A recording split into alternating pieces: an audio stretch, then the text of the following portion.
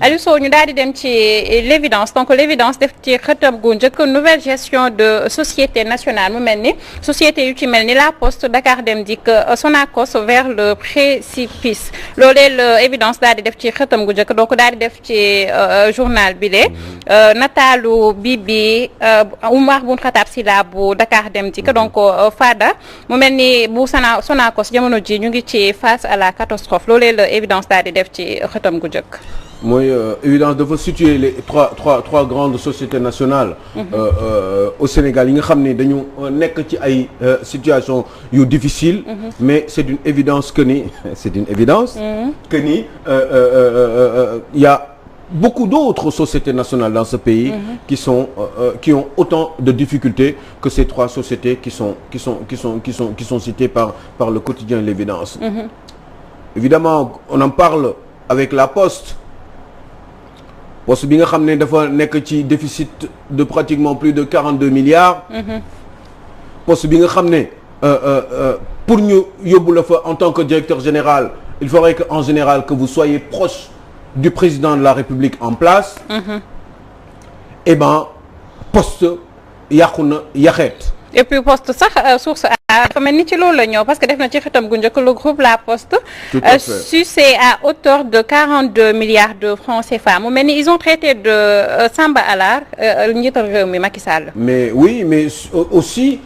celui qui l'avait nommé là-bas boo xam ne moom moo jiitu woon aussi Abdoulaye Bibi Baldé. Avant Abdoulaye Bibi Baldé c'était Siré Dia, le distributeur de billets de banque au niveau de la zone de Thiès. Siré Dia qui était un ancien cadre de La Poste, mais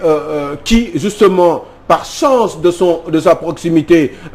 vis-à-vis du président de la République, en tout cas proximité politique, a été bombardé donc directeur général de La Poste pendant 5 ans et demi, même presque 6 ans. te fan temps boobu mu fa toog yëpp. Effectivement syndicat poste yi ñu ngi doon yuuxu di jàmbat la manière de gérer de Siré Dia. Donc surtout dañ doon demander à Siré Dia les états financiers parce que entreprise quelle qu'elle soit cette entreprise de surcroît une entreprise nationale. at bu nekk war na génne ses états financiers yoo xam ne Siré Dia pendant tout le délai de temps qu'il est resté justement Salma Ibrahima Fall au niveau de la Poste. Et bien musul nangu joxe état financier yi. état financier yi moom mooy maanaam at ba at dellu si waat nan nga gérer xaalisu poste bi nan nga gérer liggéeyu waa poste comment vous avez fait fan nga yooyu daal les priorités xaalis bi noo ko utiliser. yaa ngi nekk ana lu dugg ana lu génn et cetera. Comme ce que Oumar Boun Khatab Sylla disait à maître Moussa Diop. à maître Moussa Diop disant que 30 milliards de francs CFA la am comme gap. Oui mais c'est normal mais 30 gap bu fekkee ne mën nga leb sa xaalis. gap xaalis 30 milliards yoo xam ne da nga ko leb mais da nga ko utiliser investir ko ci biir entreprise bi nga gis ci ay njëriñ. Bon je peux comprendre Dakar Dem Dikk mu am 30 milliards de gap bu fekkee ne y a 6 ans comme déficit parce que dañu leb xaalis pour jënd parce que quand même après si diggante bi am na xaw ma lan Dakar Dem Dikk xaw ma région Dem Dikk beneen nu mu tudd. Sénégal Dem Dikk et puis moom il a bien expliqué sax Aliou Sow le gars là maître Moussa Diop. parce que nee na Dakar Dem Dikk benn société la boo xamante ni de société bu mën a def bénéfice au contraire ay perte la mën a def parce que société de transport moo tax sax en général ñuy am ay subventions de l'État parce que mënuñu nekk en concurrence avec les secteurs de transport privé parce que bokkuñu kii day c'est une société nationale mais qui fait en même temps un petit peu du social parce que il faut ñu yombalal déplacement population yi et puis wàcce le équilibré par rapport au privé pour que gars yi mën a am accès ci service public boobu nga xam ne moom moo concerné les transports publics pour que effectivement Sénégal yi mën a kontaan donc ñoom jóguñu pour def ay bénéfices mais au moins équilibré seeni comptes yi maintenant bu fekkee ne dafa amoon 30 milliards de déficit au niveau de la Poste comment dire de Dakar Dem Dikk peut-être que c'est parce que aussi bus yi yokku na il faut nga leb xaalis pour yokk bus yi aussi yokk employés yi pendant que maître Diop était là-bas je crois que au moins 1 millier d'agents ont été recrutés au niveau justement de Dakar Dem Dikk ñooñu il faut nga fay leen ñooñu il faut nga liggéey loo leen ñooñu il faut nga dawal loo leen bus yu bees yi nga xam ne da nga ko jënd ñooñu te bus yooyu boo koy jënd xaalis nga koy jëndee donc forcément xaalis bi il faut nga jëlee ko feneen il faut juste que rek li ngay leb li ngay leb nga mun ko utiliser à bon escient pour que mu doon njëriñ et puis nga mu mën la permettre au moins même à défaut de faire des bénéfices mu mën la jëriñ pour que yow nga mën a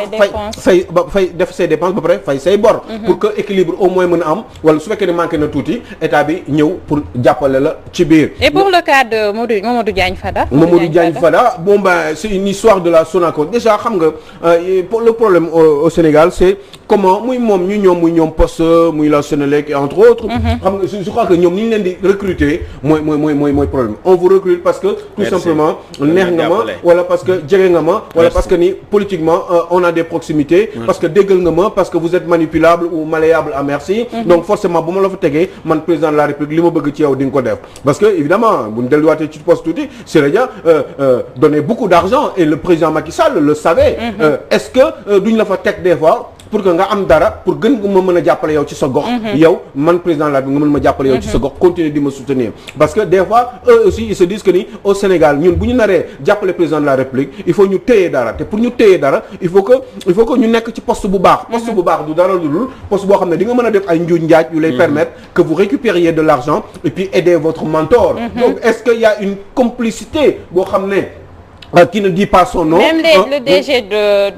du port autonome de Dakar, il paraît que c'est toujours comme ça. Mais c'est pareil hein, moi li ma doon wax rek moo tax au départ ma ne la gis nga 3 sociétés yi rek la ñu cité mais il y a plein d'autres sociétés nationales yaa ngi koy wax. Le port autonome de Dakar avec Aboubacar Sadikh Bèye. Et puis aussi Senelec c'est pareil hein, il y a beaucoup de problèmes bi tey actuellement tous les syndicats réunis. ñi nga xam ne dañu àndoon ak moom sax au départ tel que ñoom ay Habib Aïdara. Ils se sont retrouvés autour de l'ensemble des syndicats pour dénoncer actuellement la gestion donc de Pape Mademba bi tey donc loolu qu'est-ce qui favorise tout ça lan moo mën a tax gars yi ñu leen comprendre est-ce qu'il y a de la manipulation en même temps c'est vrai parce que boo jëlee pour le cas de la Senelec nga xam ne dama siy gëstu lu bari bon ben on voit bien qu'il y a comité élargi bi nga xam ne moom moo nekk autour du directeur général ils sont au nombre de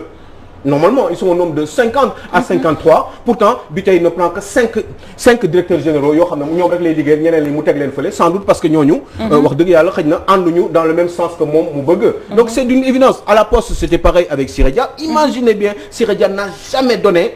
mais loolu xaw ma loolu man xaw ma moo tax des fois les corps de contrôle là je me demande bon je sais pas peut-être dañ leen di tënk wala yooyu des fois dama naan mais man loolu nan la mën a nekk nga toog ci béréb société nationale pendant 5 ans et demi presque 6 ans yow mosoo joxe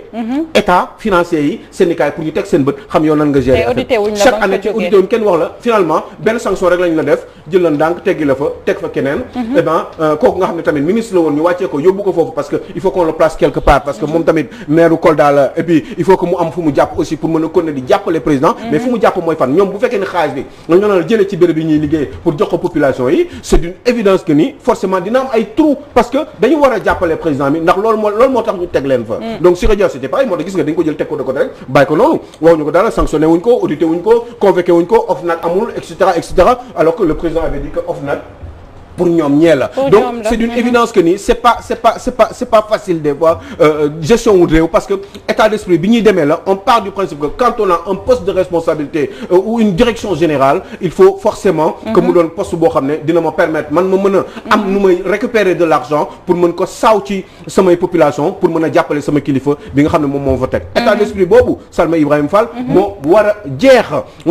imaginez bien Pape Samba bi tey qui disait des choses Pape Mademba bi tey qui disait des choses au départ que tout allait bien qui était en phase avec les syndicats et que disait que lépp baax na après qui revient pour dire que lépp baaxatul que il y a beaucoup de difficultés il y a des contrats qui ont été signés et qui ne sont pas bons syndicats yi ànd ak moom léegi syndicats yi dellu siwaat ñoom ñëpp dajaloo amul benn syndicat bu kiiwul ñoom ñëpp a dajaloo ànd ak waa yi ne ko yow ni ngay gérer réew Senelec baaxul parce que effectivement il y a beaucoup de problèmes yoo xam ne liés à des déficiences de compteurs compteurs yi seetlu ngeen Sénégal tey jii nii compteurs yi kenn amuñu compteur ñu bari dañu soxla compteur pour am courant mënuñu am compteur au Sénégal parce que dañu am ay déficit parce que xamuñu jënd ñi wala ñi ñu signé loon ay contrat pour am ay compteur dañ ko annulé wala ñi nga xam ne dañu leen signé loon aussi assuré wuñu contrat bi par rapport à ce qui était prévu pour atteindre le gap nécessaire ba nga xam ne population sénégalaise yëpp dinañu am compteur donc gis nga problème yooyu la gars yi di dénoncer actuellement les syndicats ba ñëpp tëb ci kawam di ko traiter de tous les noms parce que tout simplement ils pensent que ni Pape Mademba bi tey géré wul Senelec parce que effectivement